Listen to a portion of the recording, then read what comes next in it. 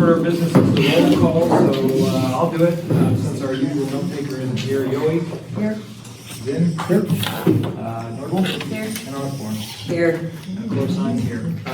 Next item is to approve the board minutes from the June meeting. Do I have a motion to approve those minutes? Motion. Second. Discussion. All those in favor? Aye. Opposed? Okay. Public comments. Anybody like to give a public comment? And again, the usual reminder that we're recording these meetings. They are appearing now both on YouTube and our Facebook page. We have a Facebook page. You just search Facebook for Meadville Housing Authority. You can find us there. So we have public comment? Yes, I'm no longer president of Holland Towers Resident Council since I moved out and am no longer eligible, but I'm still going to keep coming being a pain in your neck. Thanks, Jackie. Thank you, Jimmy. Any other public comment? Yes, Okay. yes. Yeah, And it's Iris, correct? yes. Okay. I keep forgetting to talk to John about this. I had called the Historical Society about the tree out here. They said they no longer take care of it. Holland Towers does. Right. And it's in bad shape. It really needs, it's an old tree and he's there that it is dying, but there's a lot of dead branches that really need taken care of. But I just thought I'd bring it to everyone's attention. Thank you, Iris. Yep. Any other public comment? I have a suggestion. Okay. If you would like to ask the shade tree commission to just take a look at it, to confirm what condition it's in, I'm sure they'd be happy. The who? Shade tree, Yeah, yeah, I'm sure they'd be happy to, they love trees, so they'll be able to tell you like what you're getting. do you have contact information? Yeah, I do, I can send No it to idea. you. All right, next item is the resident council reports. Is there a report? We'll start with Holland Towers. We received an email with a report. I don't know, Jackie or anybody else, since you're in this transitionary phase, if anybody else wants to speak on behalf of the Holland Towers Council. Holland Towers decided to take 2 months off because Tammy is the president and she has to have surgery. But I did put in there about the meeting that we had and I updated everything, so it was all in there. Okay. And so do you have anything to add to that or any questions for us at this point? I mean, I saw your report. I think everybody here probably saw your report. Any questions for us, as long as we're all here together? No, I was quite happy with it. I thought that they did a really good job answering the questions that needed to be answered. Great. Do we have reports from any of the other resident councils or members of the other resident councils? No, Joe, but I'll get to that after my report. Okay. Okay. Next item is the report of our acting ED. Okay. Holland Towers renovations project is back on track as far as all the contractors have been paid current, which they were very happy about. Since our last meeting, the Holland Towers fire alarm system encountered some catastrophic losses. During that week, starting with, I believe it was June 23rd, when the first of the 3-4 day heat wave that we had, there was a power loss in the city, and it was reported that when the power came back on, the power surge caused damage to electronics, a number of other businesses. I can't say positively, but it was reported that there was damage to the electronics at the hospital and the judiciary center. That may have played a role in the damage we encountered. It's impossible to completely say, but on that same day, one of the dryers started smoking, triggered the fire alarm, which caused the dispatch of the fire department, and then come to find out, because they couldn't get the alarm to reset the fire alarm system here, the electronics took a catastrophic hit. The audio component of the fire alarm system is non-functional on all 7 floors. When you have a building with 5 floors or more, you're required to have audio. We have none. The detectors on the first floor hallways also suffered a catastrophic loss. We brought in Johnson Controls. They're the ones who we have the service agreement for the fire alarm system. And they felt that none of it was fixable, and that because the system is as old as it is, parts were going to be impossible they're still working getting the quotes. Because of that, Kyle and I met with the guys from Company Controls and then with the fire chief, the acting fire chief, the captain. And we were placed on fire watch because we're required to have someone on site 24/7, walking the halls every hour. In case the strobes still work, the sound, the detectors on floor 2-7 still work, but someone would have to be there to mobilize everything. And so we've done that. We were able to partner with the city police auxiliary, and they've been just wonderful. Our maintenance staff covers the 7 to 5 shift, and then they cover 5 to midnight and 8 to 7. And they've been absolutely wonderful for that. We're looking at, we've gotten quotes from a couple places already for the fire system. We're still waiting on the back from John's Control. But what we're most likely going to do, we've spoken with Tony Kansian from our architect, and the fire alarm system was originally considered to be, they were gonna originally replace that when they did the bigger project, and then it ended up being too big a thing, so they scaled that back. It was felt that could wait. Now it can't. So we may be able to roll that into that. There's also HUD emergency grants for things like this that I'm in the process of investigating to see if we can, those aren't competitive bids, those are needs-based, but there's only a certain amount allocated for every given year, so it depends on what's available, and I'm looking into that. Because the cost of replacing the system is not small. The Learning Center air conditioner at the same time, probably from the same events, also took a catastrophic hit. It blew one of the transformers and one of the panels. We're already contracted to have the air conditioner greatly upgraded here in the next couple of weeks, but they're going to be having to add another transformer. It'll cost about $500-600. It's not as big of a deal, but also those 3 mega hot days, there was no AC whatsoever in the Learning Center. I've had a couple calls with HUD. I talked with Lee Assad. He's helping me take a couple more of the vacancies that have come up in Holland Towers offline. He helped get us coordinated with the budget that you guys all approved in December was supposed to have been digitally signed and taken care of April 1st, and it didn't get done. And it's not just as simple as just signing. They had to grant me new permissions or remove old permissions and a bunch of things. It was a multi-stage process, but it's done, it's signed, that's all done.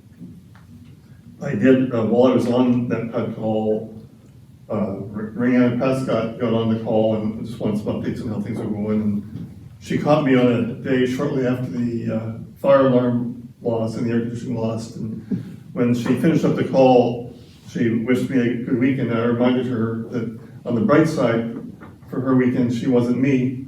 And I think she almost fell off her chair laughing. But we're doing good with it. We got our CMAP score from HUD. We're designated a standard performer. We got 0 indicators on 2 indicators. It was because the PIC reports weren't being filed in a timely enough manner. I have since contracted with Horizon, and they will be doing that and handling that for us so that they'll be done in a timely and effective manner. The auditors will be on site July 30th and 31st to finish up our fiscal year-end audit. I met with a couple representatives from HOPE, which is Health Opportunity Placemaking and Engagement, a couple weeks ago. They reached out to us and wanted to share with us some of the programs they have. They may be able to help replace some of the problems we're having with lunch for the kids out there. And they had some really, really good things, so we've started the dialogue with them for that. Pennsylvania Civil Service, I think I might have mentioned last time, but there were some things with civil service that, civil service is very, it's tricky to navigate and get everything done properly. When Char was promoted in March, they never recognized it. The there weren't enough I's dotted, T's crossed, so we had to jump through a bunch of hoops, but her promotion has been since recognized by civil service. My promotion to deputy executive in April of last year also was never done properly through civil service. That required a few more hoops to jump through, but that is now corrected as well. We're kind of working our way backwards. Kyle's position to assistant maintenance inspector almost 4 years ago is also glitching in the system, so we're working at correcting that. Because of the difficulty with getting everything just right with them and the time that it involves, one of the things I did want to bring up, when we hired Vanessa Winter as our Section 8 coordinator, we went outside of Section 8, we did it as was an outside employment contract, is that right? Yeah, you just didn't use civil service. Yeah, and that saved a lot of time and a lot of headache. And I had been talking with him about setting up another position to be able to put someone in the position as a housing inspector. And we're getting there with that, but we've been working on that for a couple months, and we're not. Civil service. Yeah, and we're not quite there yet. And what I'd actually like to do is I'd like to go outside of civil service for that too, if I could. I have several possible candidates that I could talk to and could get that position filled potentially in a matter of weeks as opposed to a couple more months.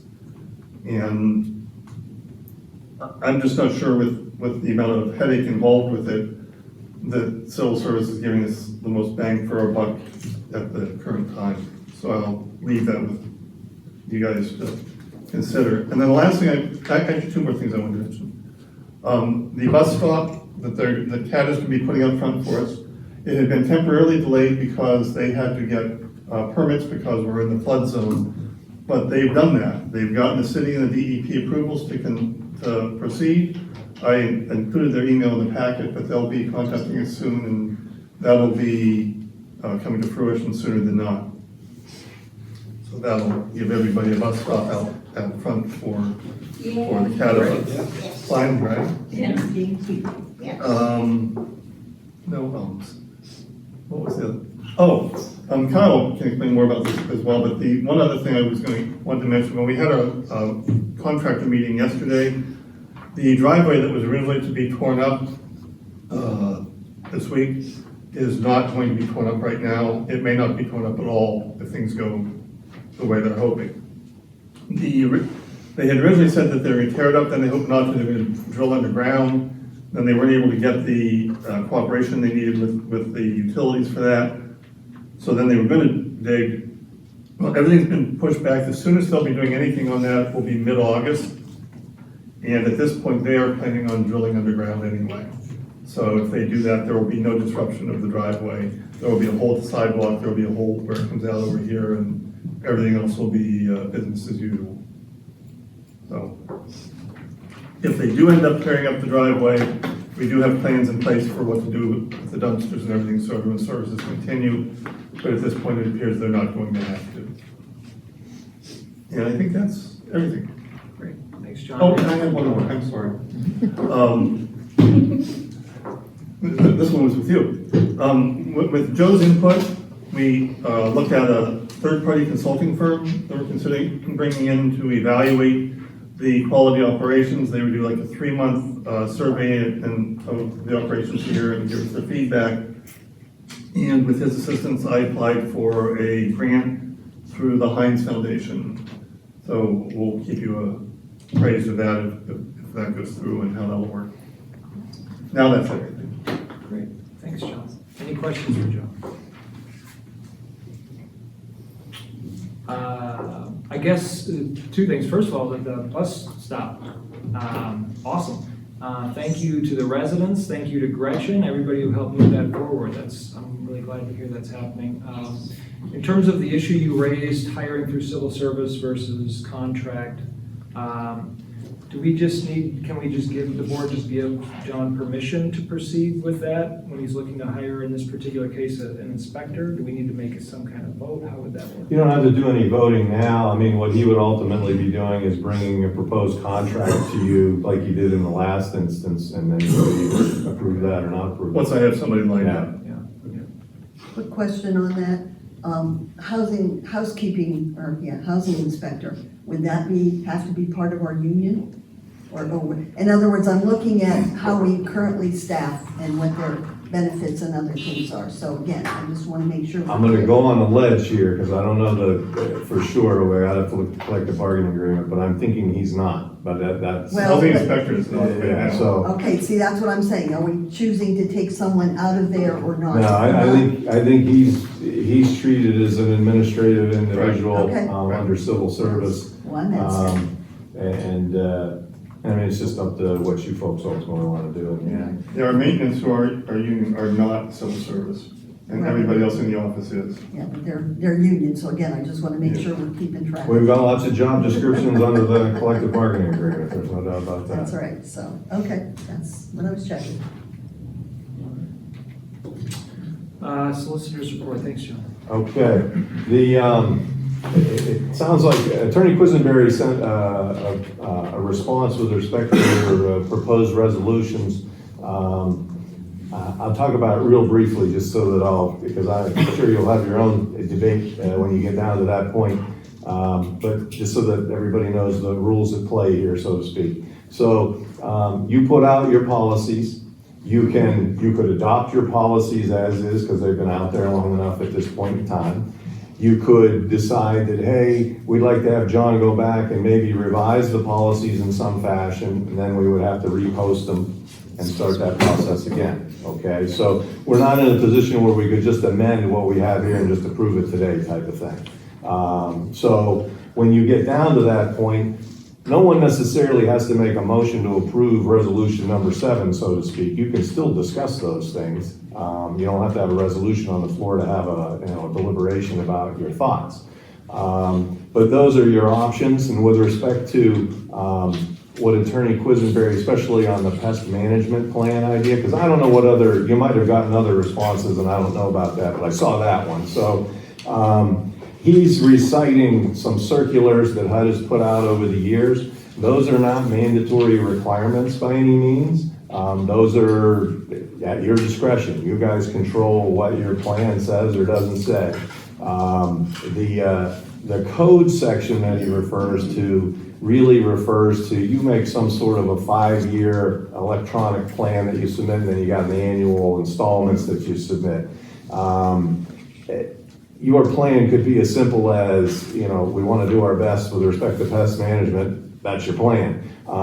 That meets the code, but it may not do what you need it to do for the people that you're serving.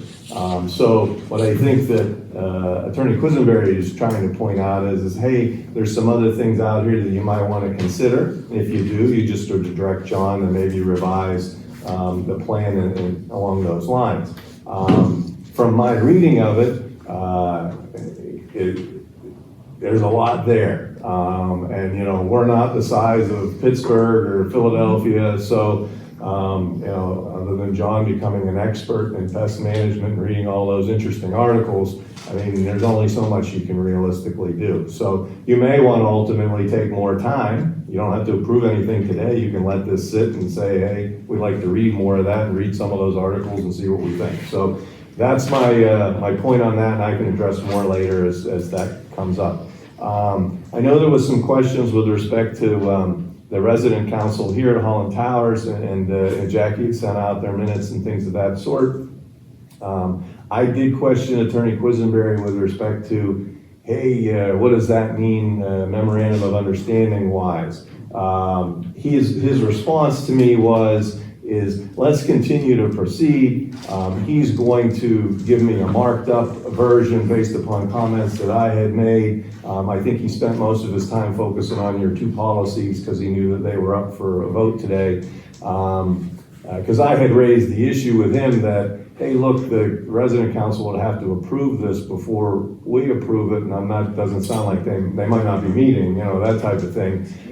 he seems to think that he wants to move forward thinking that there might be the possibility of having a meeting before the elections occur. So we'll see. I said, that's great, forward me what you have, and then I'll raise it with the board once I get it. So that's where we stand with those things. As I've mentioned to Joe on the phone, I have a list in my head of things that I want to see us accomplish over time with respect to some things that we're involved in or some things that I'm doing behind the scenes. Part of that would be resolved if you ultimately receive your grant and you have an evaluation and you can create some sort of a structure as to who's supposed to do what and delegate certain responsibilities. That may solve some of the things that are in my head. Like right to know issues and, grievance issues and things of that sort. Those aren't front burner issues. You've got a lot of other things. As you can look at John's report, he's got fires to put out in between these meetings. But I have those, we'll pop those out as John has time to deal with those things.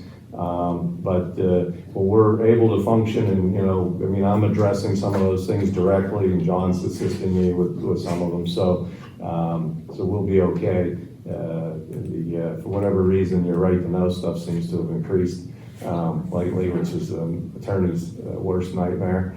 But that's the way it is. That happens. Interesting thing from my perspective is that sometimes that seems to happen and it's not local people that are asking the questions, it's people that are in other states or, they're interested in more business related things as to what they might be able to do with us or entities like us in the future. So that's where things stand there. Got a lot of heat going on in here, so I'm not going to keep you going.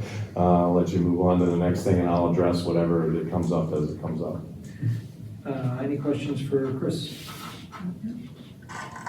I have one quick question, Chris. It's kind of to tie back into John's last point about that grant. So if he's going to pursue any type of grant, whether it's for this evaluation or other things, is there a process that needs to be worked through, or can he just go ahead and pursue that? He can pursue it. What happens with the grant is that they will respond to him and tell him what the requirements are as far as being able to get the grant if we were subject to acceptance, which would require a board resolution. They'll actually identify to him what the resolution is supposed to look like and what all they want in there. Okay. There's a capital fund grant manual that's several hundred pages, but there's a chapter in it specifically on emergency grants and what qualifies as an emergency, and fire alarm issues is considered that because it's considered a life-threatening thing. Mm-hmm. So I've already started the narrative, but I need to have all that nailed down before I approach HUD with it, and then they'll hopefully walk me through the rest of that. Okay. All right, then, moving on to the capital fund grant program. So, is that you, John? Okay. As I mentioned, the contractors are all paid, and there are actually, they're sharp. How many units are they looking at having done here in the next couple of weeks? I might be wrong, but I'm thinking like 50, 46. Done? Yeah, as far as moving everybody from one side Yeah, to yeah, the yeah. other, yeah. So we're getting a point, Sharon and Kyle are gonna be getting together to coordinate just who's gonna go where and how we're gonna do that. Because we are within a few weeks of that part of that. Great. And I might be wrong on that number, but I know it's somewhat close. Yeah. and then the housing related hazards and lead-based paint, where are we at on the stoves? Everything's done, except for the one out of Gill that they couldn't get into because of her high clutter and. That one and the other you done over in Ellen Morgan, but it's. The ones- Oh, yeah, the one because we can't go into that house. Yeah, the others are all done. Yeah. Except for the ones that we have to install ourselves. And like the electrical handicap ones, we have to go through and schedule and get all that done ourselves. Okay. Any questions related to the capital fund program? Now we're moving on to the different projects, so the Elm Morgan scattering sites, Gill Village, Tommy Joe, I believe. Your renovation still 6 units. These are Elm Morgan, and no new leases, 1 interim, 11 certifications, lease renewals, no evictions, and notice to vacate 1. No housekeeping. So for Gill, still 13 vacants, those are still offline. No new leases, 5 re-exams, no interims, no evictions, and no notices to vacate, and 9 housekeeping units. Any questions for Tommy Joe? Just a general question, I don't know if it's Tommy Joe or anybody else, how close, or John perhaps, we've got these units that have been offline for renovations. I know a few months ago, Vanessa had said they were gonna be offline the whole year, and then I believe a month later, she said we might be looking to get some of those. We're looking at putting them back on. No, I just took 2 more offline for the towers. Mhm. And that's the first that I've done any of that. But I actually was talking with Kyle earlier last week as far as him and Tommy Jones, so being that the stoves are mostly done, how many of those we can bring back online, and we will be doing that in the next few weeks. Oh, great, okay. So now we're on to Holland Towers, Sean? So we had, again, not many changes because of the renovation, so the only one thing that changed is we had 2 notices of vacate and 1 housekeeping inspection. We have 5 more scheduled for this month. Any questions for Sean? Breezing right through this agenda, maintenance report. That's me today. In June, 169 work orders were generated. There's 54 outstanding, 22 were tenant work orders, and 2 were management generated. There's 17 vacancy fix-up work orders, and the total vacancy, there was 1 complete. Any questions for John about maintenance? Kyle, thanks for taking on that. And just in time, we're on extermination report. At Gill, we're currently treating 3. At Holland Towers, we're treating 13, but of the 4 of the 13 are just like preventative spray because they just keep getting them back. One of them is having, not one of the 4, but one of the 13 has terrible housekeeping issues, and it's been an ongoing issue for years, and it's foreseen that way to stay. We cleared 6 apartments in the last month, and we've done a handful of, like, I think like 6 or 7, like just random ones, like ants or mice or something like that, getting called in for all of our other locations. Any questions for Kyle? So I presume that some of this discussion will dovetail with our pest management discussion. But, I think you guys are doing a good job. It sounds like you're keeping a hold on things. We still have this persistent problem of units, right? I mean, we're never hitting 0, or we haven't hit 0 yet, but I appreciate the work you guys are doing. Quick question on the housekeeping. I'm assuming that one is one that is being hit with evictions, or something's going on about that one? Yeah, for a while now. Okay, just checking.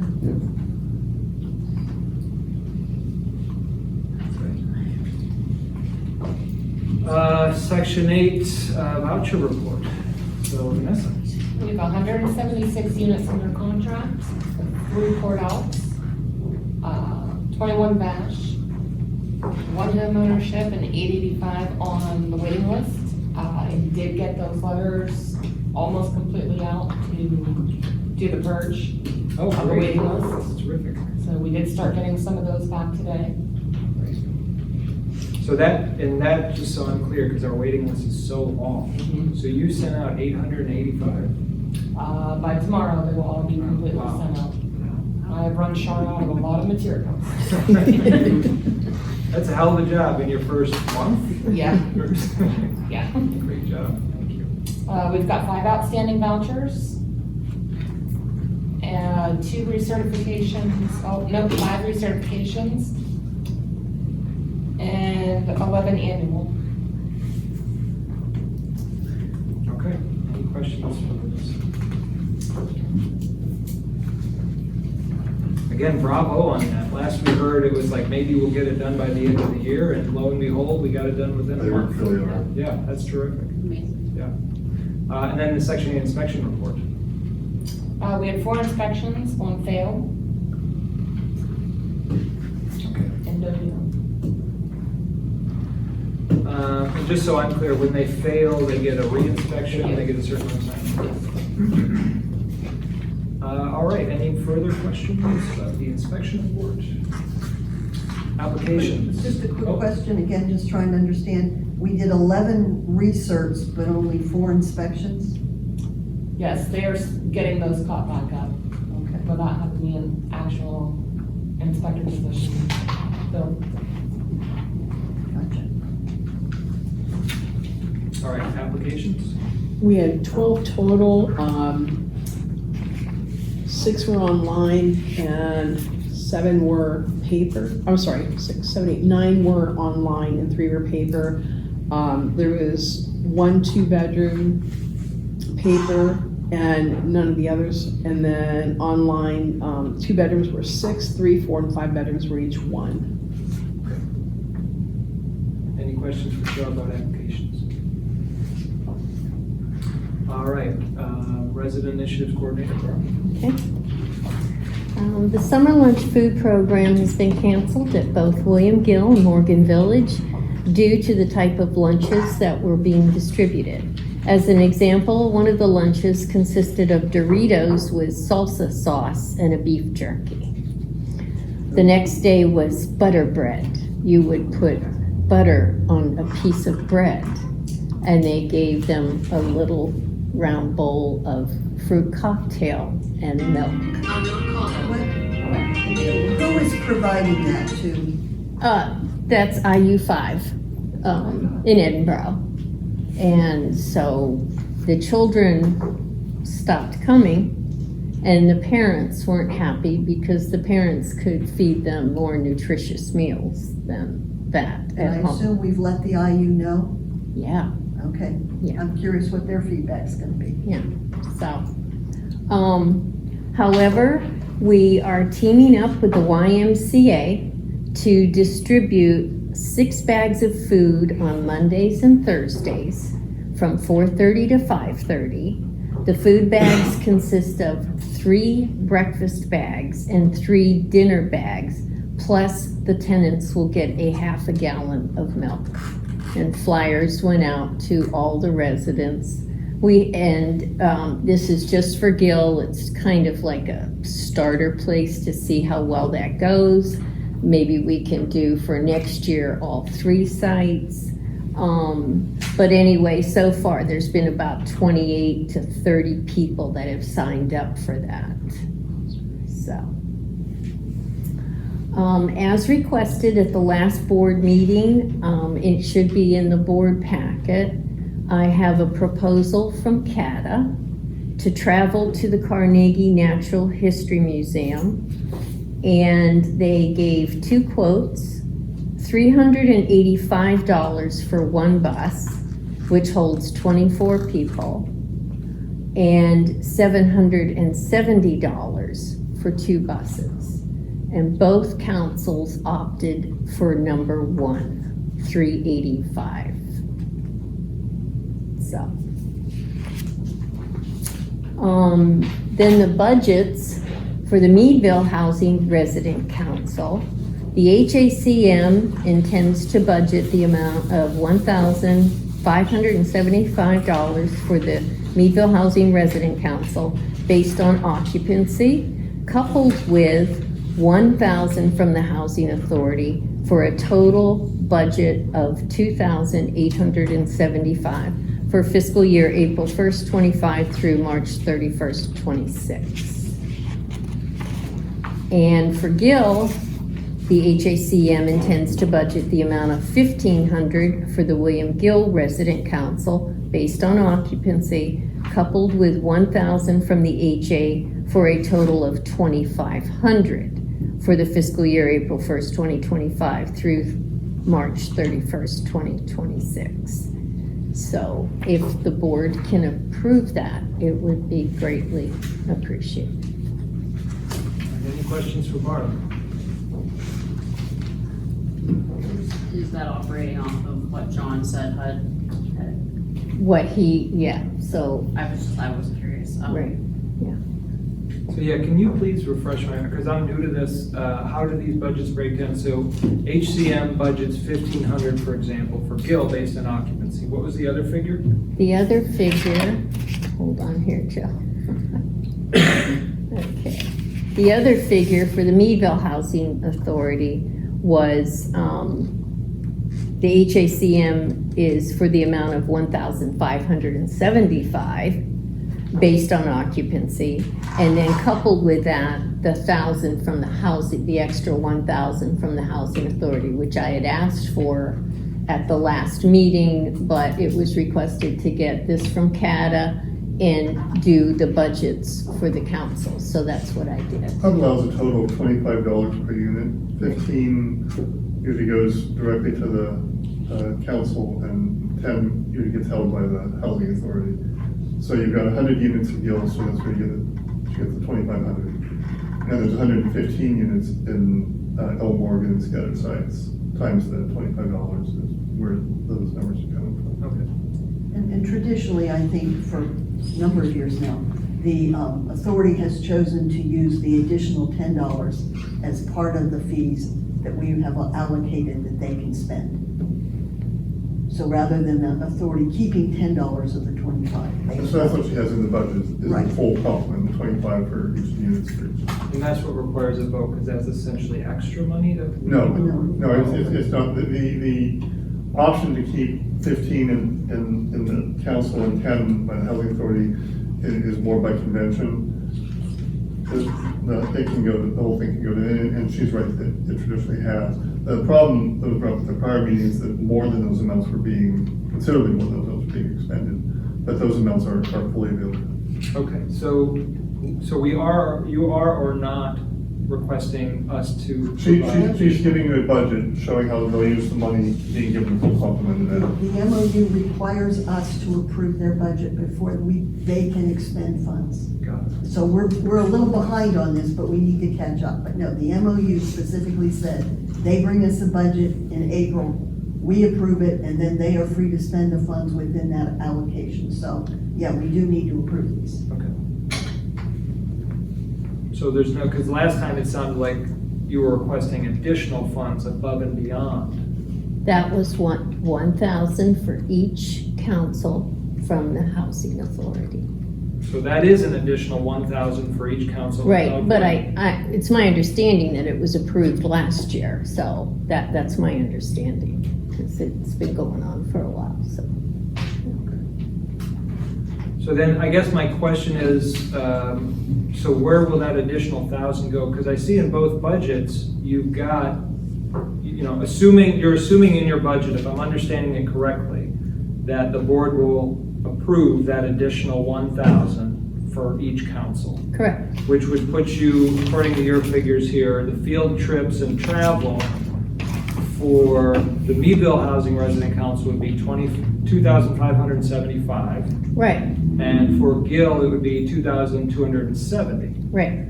So if we didn't do the 1,000, and I'm not leaning one way or the other, I'm just trying to figure this out. Sure. If we subtracted 1,000 from each of those, we'd still have basically 1,500 for the Meadville Housing Resident Council, 1,200 for the Gill Resident Council, and they're asking each for 385 for the bus, right, each. So that. No, just, that's the $1 amount. Have we spent any of the MOU money this year? No, because, So you would have the full 2,500 for Gill. right, and There's not the full, unless I'm misunderstanding this, there's not an extra 1,000, she's just wanting the full $25 per unit, right? Or no, do you want 1,000 above and beyond that? right, because this has to last them for a whole year until April Okay, so the 1st. budget that's here Right, is for the allotted amount, the $25 per unit, and then you're asking for 1,000 on top of that? right, Okay. right. Oh, well, then in that case, you're asking to add to the field trip budgets another, well, the whole budget. No, not to the field trip. Well, to the See, whole- what you can do with the budgets, because this is how Mr. Thomas did this, and I have all of that paperwork. You can reroute the money and put it in a different line item if you need it, okay? What they spend on sundry items is minimal, as you can see. They always have food at a resident council meeting, but they keep it at a limit, okay? And the only training, long ago, there used to be training out of state, but this was for summer lunch food this past summer. And then the bulk went to travel. But if they need the money in another category, you can switch that over. Correct, John? Right? Yeah. Yeah, Yeah. I'm not seeing where the second thousand goes, that's actually what I'm, So here's what I'm trying to ask, Bart. You're asking for extra money because of these buses, right? Right, So the buses cost, according to CATA, $385 right. per council. So there's gonna be 2 buses, No, they opted for option one. just 1 bus. Just one bus. Okay, so $385 split between the 2 councils. Correct, Great. yeah. But currently, those 2 councils have, according to the budget you presented, which does not include the additional 1,000. Yes, it does. Okay, John just asked. well, no, that's, the 2875, that's what I just, the 2875 is 115 units times $25. Right, but John, you gave me the sheet where. $15 for the. Right, for the right. council. And then you put And the we've already extra agreed to 1,000 give you down the there. full 25, so that is the 2875, there's nothing extra to give them. Right, 2875 is Yeah. for. So they're not asking for an extra 1,000, I think they're just asking for the full amount of what allows, and that's fine. The 2875 is the correct amount, and the 2,500 for guilt is the correct amount for that as well. Right. All right, so there's no extra 1,000 that you're requesting. But you're getting the housing authority amount and the council If amount. you in- take 2575 less sundry, incidental, and training from 2875, that leaves 2575 left over. Right, Okay. All right, that's with the extra 1,000, John. okay, so, yeah, that's good. All right. Okay, so they're getting what they should be getting according to HUD. Exactly. In the budget that's been presented. Yes. All right.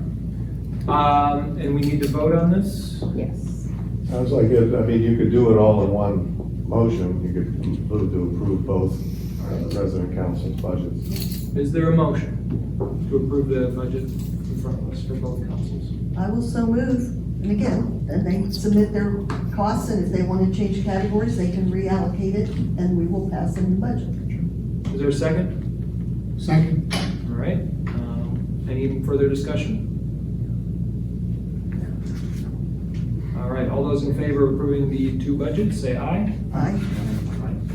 Opposed?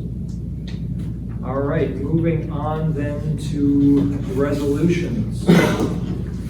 We have 2 resolutions in front of us. One is the annual housekeeping inspection policy resolution, which was initially presented to the board at our May meeting. We had a discussion that we requested an amendment after that discussion. I believe the amendment was under guideline B. Under guideline B, it initially stated housing authority of the city of Meadville will provide tenants with a specific date and time for inspection.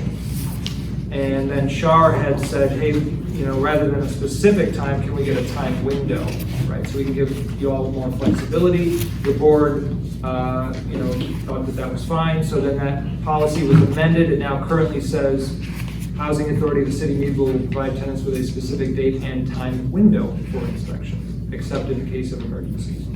So that's the only amendment that we asked John to make after the May meeting. That document then went out for public comment. It's been on the website. I believe it was sent to the resident councils as well. Did we get any feedback from either the website or the resident? I mean, we got Quisenberry's response on behalf of the Holland Towers resident council. Did we get any other? I've not seen anything. And so what happened, just for the board's sake, So what happened was Kevin Quisenberry, who's the attorney for the Holland Towers Resident Council, he sent us his feedback on behalf of the council late yesterday afternoon. It appeared in our email inboxes. It was, I believe, just to us. Maybe it was the HCM email as well. And so I didn't see that until this morning. I forwarded that email to the board this morning. And so I'm a little, so here's where I'm at personally, as far as both the resolutions and the feedback we got. I think it's really important that we have time to take into account the resident council's feedback. I think we got to give that the time that it deserves. The feedback provided regarding the housekeeping inspection was relatively minimal. So even if you didn't have a chance to see it, essentially what Attorney Quisenberry asked of us was for clarification on the standards. I think this is his language, again, coming from Holland Towers. Standard by which housekeeping inspection failures will be judged. The proposed policy does not mention what constitutes an inspection failure. And then he goes on to say, the simplest way to do this, we suggest, we being Holland Towers Resident Council, would be to create and share with residents an inspection checklist that will be used by inspectors performing the housekeeping inspections. So what happened is then I emailed John this morning to say, do we have an inspection, a checklist currently for our housekeeping inspections? In fact, we do. John sent that to the board. He also provided us some hard copies. So, I mean, Chris, correct me if I'm wrong, I feel like we actually have in place, maybe it was just an oversight on Kevin's part, Attorney Quisenberry's part, because I believe our housekeeping policy even mentions the fact that we have a checklist. We just didn't include the checklist in the policy itself. Right. Right. Yeah. So I think his argument is that he thinks that the checklist should be a part of the policy as opposed to us just referring to it. So right now, our current policy states under guideline A, Housing Authority of the City of Meadville will provide tenants with a minimum of 1 week, 5 work days, notice prior to conducting housekeeping inspections, except in the case of emergencies, along with an inspection checklist to allow them to prepare. So the policy as currently drafted says we're going to provide them with a checklist a week in advance so they can prepare for the inspection. So I don't know if that was just, maybe Holland Towers Resident Council folks We can do fill that it out. already. So we have an inspection checklist. Attorney Quisenberry, on behalf of the Holland Towers Resident Council, is requesting that we have a checklist. We already have one. So maybe, I guess I'm missing what we're missing. Sounds like if we had just appended it to the policy. Yeah, he may not have known that we have, I mean, even though it says that, I'm not sure. I took his response as, because if you couple that with the pest management one, it seems like he's trying to create a situation where the tenants see everything, see the forms in advance, understand what it is, as opposed to, like, they could look this policy up and the form would come up with it and they would know exactly what they have to, do in there. That was my take on where he was coming from. You're not obligated to do that. I mean, and the other end of it is that, you could approve the policy as it is and still attach all of these things. It's just, I suspect that over time, these forms probably change a little bit depending upon stuff that comes out from HUD and, so you might not want to pin yourself down to that particular form. So I guess that's the question for us as a board. Do we need to review this checklist? Do we want to make any amendments to the checklist or any other amendments to the resolution as it currently stands? I guess that's a question for us. I also want to be clear for the sake of the Holland Towers Resident Council, right? Attorney Quisenberry's not here, but we have a couple of representatives. Since he's representing you, he's asking us for a checklist. Turns out we have a checklist, it wasn't sent to you. We have a checklist currently for the housekeeping policy. I'd be happy to share that with you. I'm sure John could share it with you. I would like to get your feedback. Do you want us to send that to you and kind of table this so we would come back to this housekeeping policy? Or are you comfortable with basically trusting us that this inspection checklist is fine? Probably a checklist. Well, we have one. I guess the question is, would you like to, I personally, and I guess it's, the rest of the board can weigh in. Personally, I'm fine with waiting on a vote for this resolution if you'd rather see the checklist first and provide us with your feedback on that checklist. Or you just take our word for it that we have this checklist, I've seen it, I think it's pretty thorough, I think it's fine. It's up to you. Like, do you want to see it, or do you want to just, or we could show it to you after the fact, after we pass. I'm really trying to bring you all in here to be involved in this process. Is this the checklist that you're sending out when you're doing, you said you were doing housekeeping, so Yes, so some of them have already seen the checklist, is I yeah, guess what I'm 6 of trying them to have get at. seen it, yeah. So it's not a new checklist, it's the checklist that's been used whenever there's a housekeeping inspection done. Every year. It's used. Well, They've seen so Joe, you may say that every year you use the same checklist. We, since Vanessa's been here, we have not gotten a checklist. it. I wasn't doing the inspections here. Do you remember who was doing them?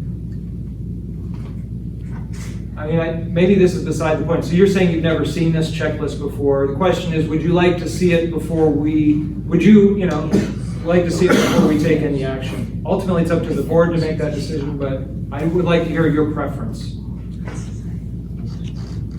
Yeah, I would like to see it before you take a vote on it. While we're doing that too, I think one of the other things that needs to be tied with this while we're doing this is we're talking for 5 days' notice here. Our lease says housekeeping, it's 2 days. Our lease talks about housekeeping. And it gives 2-day notice for a housekeeping inspection. So we can't have. If we change the policy, we'd obviously have to amend our We have to make sure that leases. whatever we do is consistent, because right now, when we take something to the magistrate, he's gonna have trouble if one says one thing or one says another. Yeah, I don't think that's a big deal. Well, don't think it's a big deal, but Really? we need to know about it. Yeah. Because then I have to go through the process of having my tenants sign a new lease. Well, I'm not sure we'll have to go that far in this. If we're gonna give 5 days and the lease says 2 days, then I'm not sure that we would have to have formal amendments. If we were gonna go from 5 days to 2 days, we would, because we'd be taking away a right. We're actually giving more of a right. So as long as we honor the 5 days, I think we'd be okay that way. So the other 3 days would just be like a courtesy then? Yeah, I mean, we always have the option, even though we say 2 days. I know in a lot of Tommy's cases, she gives, like when we're in the hearings, we're given like 3 weeks or whatever. So, it says 2 days, but we often don't push people to that. And I think, so this would just be a minimum of 5. I mean, to be honest with you, the folks who are evicted, we're given, I don't think I've ever had one where we've just given 5 days, to be honest with you. We're usually trying to give people as many opportunities to solve this before we get to that judge, so. Yeah, just wanted to make a point Yeah. that we've got some disparities that we want to fix. Okay, so Tammy, on behalf of the Holland Towers Resident Council, is saying they'd like to see the checklist. So you're requesting that we hold off on a vote until you have a chance to review the Yes. checklist and then give us any feedback you'd like to give us before we vote on Can I ask a question? Because maybe there's some confusion, you've never seen this one, can I bring it to you and show it to you? That's the checklist that goes to the tenant. I know, I don't know if you talked, they haven't seen this No, one? that one's a or new one. This one, that's why, can I bring it over? Yeah, the there and one's an show? old one. I just want, just for clarification, just because I just want to make sure we're all talking about the same thing. Actually, I can So while Sina's doing that, are there any other questions or Maybe give you the comments or letters, concerns about the inspection housekeeping papers. policy? as Or drafted? Chelsea, you just gotta believe, that's gotta believe.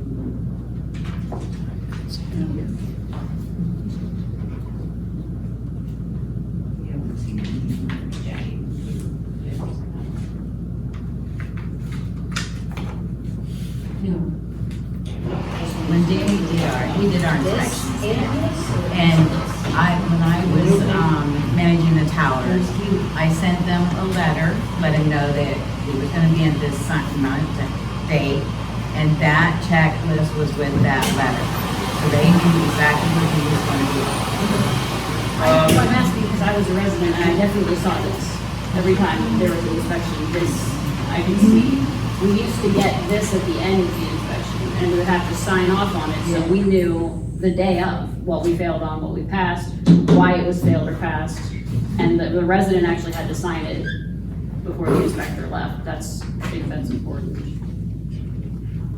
So Tammy, the resident council would like to see that, take a look at it, provide any feedback on the checklist right Yes. before it's institutionalized as policy.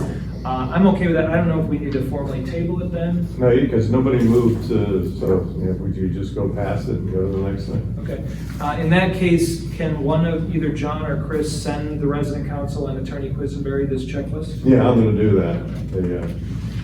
All right, so then the next item is the resolution regarding the integrated pest management plan policy. So just like with the housekeeping policy, Attorney Quisenberry provided us his feedback on behalf of the Holland Towers Resident Council. That document was much more extensive than the housekeeping policy. It included upwards of 13 proposed amendments. And so here's where I'm at personally. I think I want to take those recommendations that they're presenting us seriously. I don't know that we've had time as a board to review those adequately, to have the appropriate kind of discussion.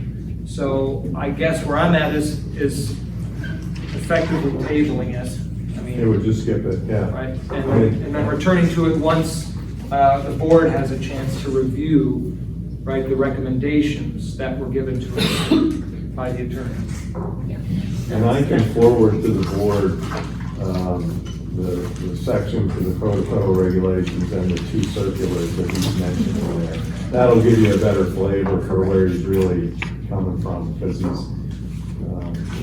he's using the 2 memos from HUD, and essentially asking you to do the maximum. Okay. That's really what it is.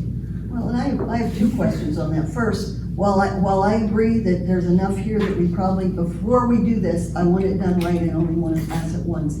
So I'm not opposed to putting it aside. I think it's interesting, and this is a pattern he's had. The 30-day comment period was over the 16th of June. If we got it yesterday, that's well beyond the 30-day comment period. And this is something he consistently does, is we're getting ready to pass something, and only then do we get comments. So that's frustrating as a board member. Secondly, I appreciate Chris giving the board the copies, because I looked up just one of the notices, and he certainly overstates what HUD says we have to do. For example, on alternate languages.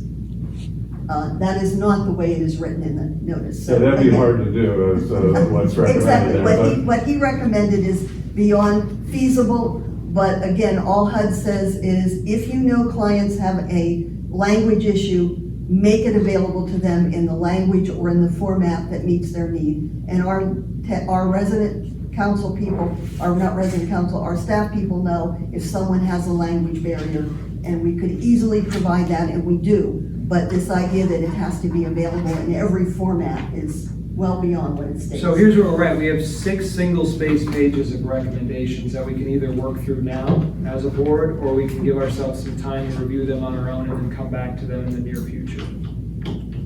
I say we come back, there's a lot. Yeah. And again, I think we need our solicitor and we need John to look at it. John did all this research. He looked at the HUD policy. He looked at other authority policies. So the idea that this is that far off concern, makes me wonder how much more we're overinflating what it says. Okay, so we'll just set it aside for now. I will say I do want to keep the ball moving on both of these. So I would ask the board to take time to review those recommendations within the next couple of weeks. I would also ask the resident council at Holland Towers, once Chris sends out that checklist, if you can ask your attorney to review those sooner rather than later, because the sooner you can get us your feedback on that, the sooner we can pass this policy, right? So if you can really put some pressure on your attorney to get us feedback sooner rather than later, that would be much appreciated. Okay. I do have a question and a comment. My comment is that some of the changes being proposed, I don't know that they were necessarily HUD requirements per se, by the residents, and as we've talked about it, but more as a respect for the residents, like to foster a mutual respectful relationship when it comes to housekeeping or pest policies. See, I just- I'm so sorry, I couldn't hear you. Oh, I was just saying that some of the proposed changes were more of a respect issue between like residents and the authority and not necessarily HUD guidelines. Thanks. You know what I mean? Just so that we get off on a good footing when Yeah, we're I just doing didn't hear you, housekeeping. that's all, yeah. Oh, okay. That was my comment. My question is the 30-day comment period, how were residents informed? Like how did the residents know? It's posted on the website under the 30-day comment, under the nitty-gritty part of the website. There's items for 30-day comment. And that's where we posted it. Okay, but I mean, like, was there anything in their rent, like the thing they No, gave but them it on was, receipt? we sent copies of the policies to the councils. Okay, and the resident councils were supposed to tell the residents? That's their role. Did you hear anything from your resident council about? No. Okay, because I feel like maybe this should be under new business, so I'll stop the discussion there, but I feel like there's an issue with communication. That's why I was asking. So perhaps, we can return to this, but it sounds like when we're putting items up for public comment, especially for residents, if we can not necessarily assume they're gonna be looking at the website, if there was some notice that we could send out, that's what is that what you're talking about? I never went to the website to check, to, you know, We're every moving in that month. direction. I mean, you've got the Facebook page, you've got these are all on YouTube, which is, as well as on the website now. But if you want us to send out separate notices to the week, we send notices out at the first of the month with the rent center, the new rent center. We could add something at that point, go a separate mailing or a separate thing. We'd have to figure that in somewhere. I mean, it seems, what I'm hearing you correctly, Sina, you're proposing that we would include some kind of notice about these documents in that monthly notice that goes out with the rent. If it's not in that monthly thing, the thing at least for right now is a logistics issue. I have, for instance, Tammy, who's going to this minutes, she comes in and visualizes, she sends out all those mailings. So if she's only there for that. So if we need to do another mailing or something, we're gonna have to staff that somehow. Well, I feel like there's an alternate way to solve that too. I can bring it up under new business so we can move through the agenda. I just wanted to ask. Thank you. Okay, we can circle back. Treasurer's report? All the check registers are in there, if there's any questions on them. Any questions for John about the check register? I just had one, I just lost it, but it's Turner Landscaping. Turner Landscaping? Or, did two of the reports. They're sizable amounts, I'm just curious what landscaping you're doing for. I went in and I lost it here. Tyler Lynch Landscaping? Yeah, that's it. They're doing the mowing. Oh, okay, I didn't realize this was. Yeah, they're doing the ground. Okay, I hadn't realized I was contracting that out. Yeah. Okay, that's it. All right, so is there a motion to approve the treasurer's report? So moved. We have a motion, is there a second? I'll second. Second, I'm gonna recuse myself. All those in favor? Aye. Okay. Report of committees, bylaw committee? We don't. Sorry. New business? Oh, right. So I guess what I was trying to get at is if we're just giving information to the resident councils and then we're just hoping that they give it to the residents, it's not getting through. So I wanted to know, like, could we, and I don't know if this is something the board can do, something that the authority could do, is maybe have some training for the residents, hold like a informational meeting, like this is what your resident council is, this is what it's for, this is how it's supposed to work, this is how you get on resident council, this is what the responsibilities of resident council are, because living in housing for over 20 years, if you count when I was a kid and then when I moved back, I thought resident council was a party planning committee. That's what I thought, that's all I thought it was. And I think most residents still have that perception. So they don't know that resident council has a responsibility to them. And then I don't think a lot of the resident councils understand what their responsibility is. So like if you give them that information and they don't know it's their responsibility to make sure everybody knows, you're not gonna get the feedback from residents that you want when you're putting something up for comment, like, because they're not hearing about it. So that's just my concern, and I don't know how we can It fix could be that without handled going giving down the you road. another task. Well, going down the road, it could be done with more staffing. That we could have someone dedicated to more of the resident interaction. Joe and I have talked about some of that. So that would feed into that really well. But at least in the immediate moment, if you can squeeze an extra 60 seconds out of me, God bless you. All right, I didn't want you No, to fix it no, no, necessarily, that's my thought, is maybe if we got the education out there, I think the resident councils could do a lot more for the residents, and you wouldn't even have to, I think they could take some of that burden off if they had the education. That's just a thought, that's just my suggestion, I guess. And my other question is the mowing service. Is there a cost benefit analysis, do we know, is it proving to be beneficial or It proved to be not? beneficial. We were not having, when it was decided to do this a couple of years ago, our maintenance staff was having trouble keeping up with the turnover of the units as well as doing the wall and everything else. And they asked that we had to have a position to go outside for that because otherwise they could say it's a union job in those crafts. And they were thrilled to have someone else do it. So it's been that way for a few years. I was just curious, because I know when they started mowing, there were a lot of complaints about the job that they did. So I don't know if we need to reevaluate The other issue, the quality of. along with administrative being short-staffed, we've been maintenance short-staffed as well, so. I'm just bringing it up for further discussion, just Sure, because I'm sure. thinking about it now, I'm not No, asking you to fix it understood. today. Any other items for discussion under new business?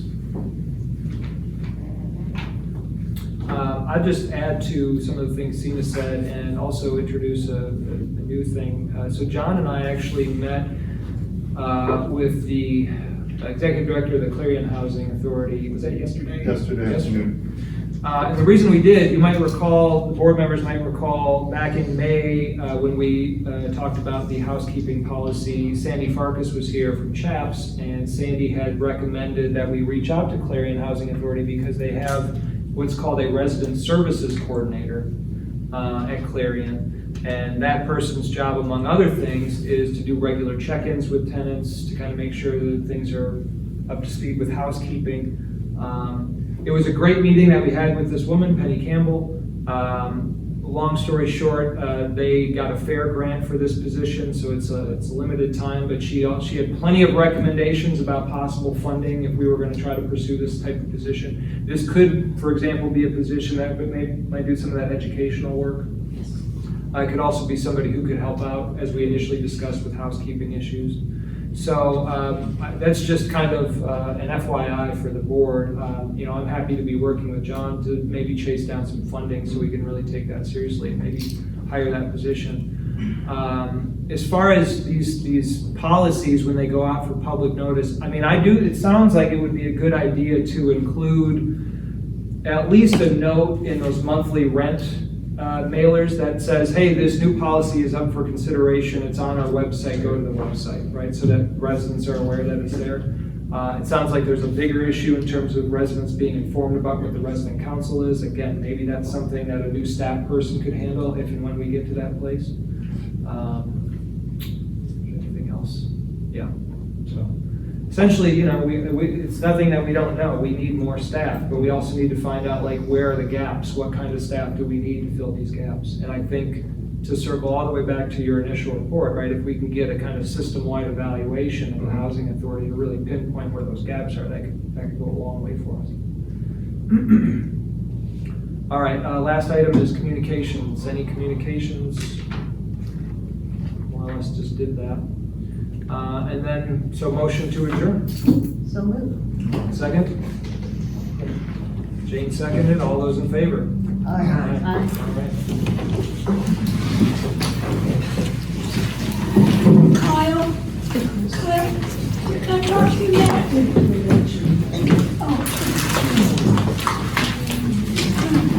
Oh. Tammy,